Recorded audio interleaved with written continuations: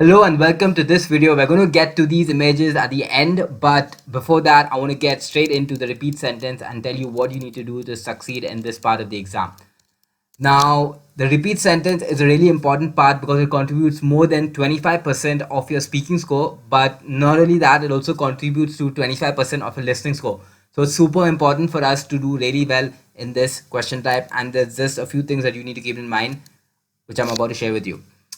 So what to expect? So you get an audio clip of a short sentence. You need to listen to it, and you need to repeat it into your microphone exactly how you heard it. You can get around 12 questions for this section in the exam, and each recording is usually between 4 to 10 seconds long. How you are scored, super important. You're scored on content, oral fluency, and pronunciation. Oral fluency and pronunciation is already covered in the initial videos. Content, you're scored for every error, every replacement, omission, or an insertion counts as an error. Okay, very important for you to understand how this works. So you score 3 out of 3 if you get all the words in your response in the correct sequence. Okay, so if there's 10 words and if you get 10 words in the correct order, you get 3 out of 3 for content.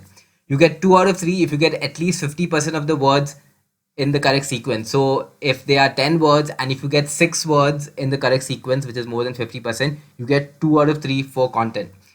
You get 1 out of 3 if you get less than 50 words in the correct sequence. So maybe if you get 3 words in the correct sequence, you get 1 out of 3 marks, and you get 0 if you get almost nothing in your response. Okay, so that's how you're scored. The key thing to remember from this, what I presented when it comes to content, is that you don't need to get all the words in the correct order for you to get a high mark in this section. Okay, so even if you got really good in oral fluency and pronunciation, but if you maybe missed out on a few words when it came to content, you can still score a really high score in the exam, and I'm going to explain that with the help of an example.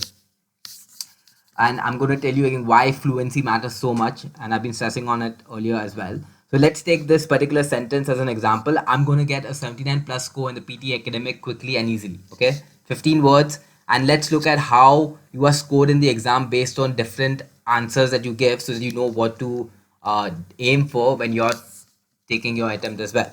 So I've broken it down on 3 categories: pronunciation, oral fluency, content, the total, and the version of answer that you would have provided.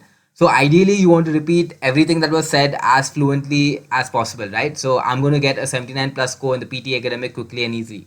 So if you give an answer like that, you get 5 in pronunciation, 5 in oral fluency, content 3 on 3 because everything was correct, and 13 out of 13, which is ideal and ideally what you want to aim for in the exam. Now, not all of the questions that you get are going to be like so easy, or you're going to not remember each and every word for every single question.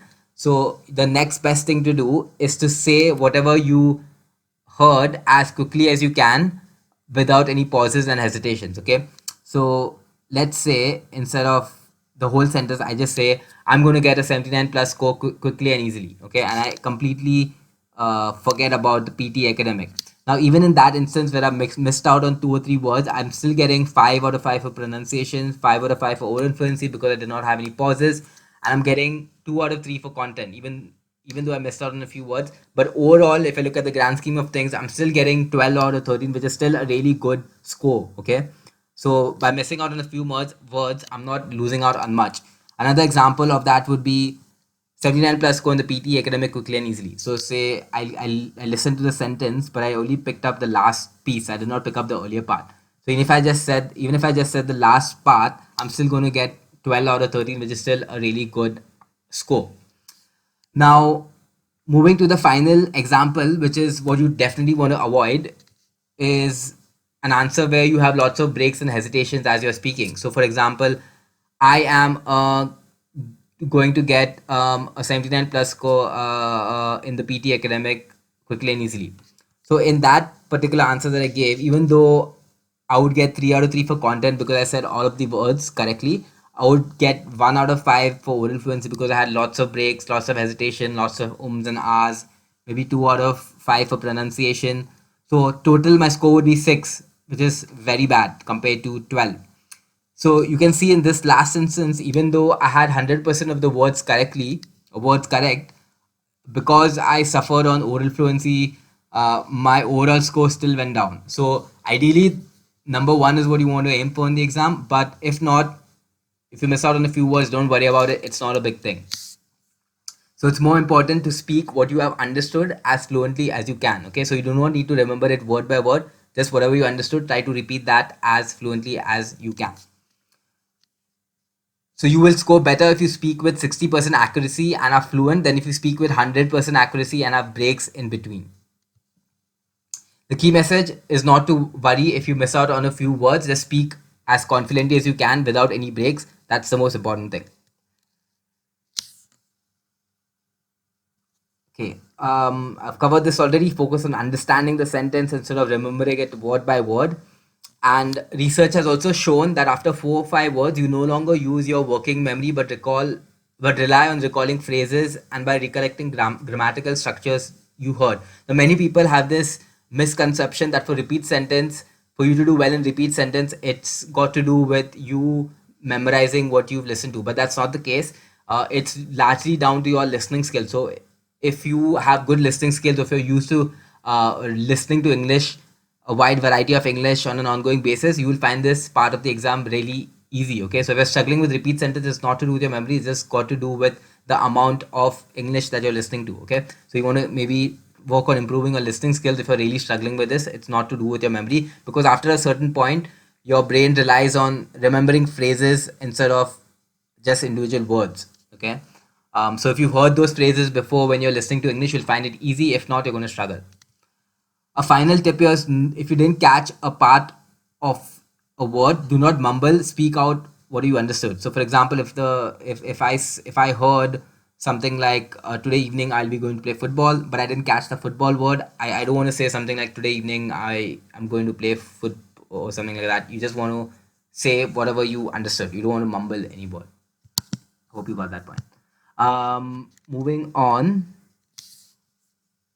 Copy the stress and intonation of the speaker. So fairly straightforward. So in the audio that you're listening to, if you hear the speaker stressing on a particular word or set of words, you want to do the same. Now you do not need to copy the accent of the speaker, but if you can copy where the speaker is stressing on, that can help you with from a pronunciation perspective. So I'll give you an example. Today's lesson will show you how to talk about your travel experiences with others. So now in this example, the speaker stressed on you, so I will stress on you as well. Today's lesson will show you how to talk about your travel experiences with others. And there was also a slight break there, which kind of I would recreate as well when I'm speaking. And also at the end, the speaker had a downward intonation, which you can try to mirror. So that's basically it for the repeat sentence. Just to summarize, or before we get to that, I'll tell you what not to do. What you do not want to do in the exam is take down notes. So some people have told me that they try taking down notes for this. That's definitely what you do not want to do. Some people have even said that they try to write down the initials of each letter. Now that's not a good strategy for this question type, because you do not have time for that, and it's going to cause hesitations as well, because you want to be fluent. If you're looking at initials trying to figure out what it was, you're going to be you're going to have hesitations, and that's going to eat into your scores, as we discussed. A final additional strategy that can be helpful is to close your eyes as the recording is being played. So as you're listening to it, as this part of the exam is going on, you want to close your eyes and pay attention to what is being said, and that way it'll help you to focus a little bit more. Okay, to summarize now, fluency over content. Okay, listen carefully to the meaning of the sentence so you can understand it better. Copy the tone and stress of the speaker. This first point is the most important one. All right, so these two images is something that I promised to come back to you. So this is Clovelly Beach in Australia, and this is Bronte Beach in Australia. These are ocean pools that the government has built by the beaches, and it's really beautiful. You can go out here on a summer day for a swim. You don't want to go in the winter because it gets really cold. But there's some great spots in Australia that you can look forward to. These are places that I enjoy going to. Bronte Beach is one of my favorite beaches. You can go for a nice coastal walk down there, and you'll find lots of people just spending the entire day with their family and friends and enjoying life here in Australia.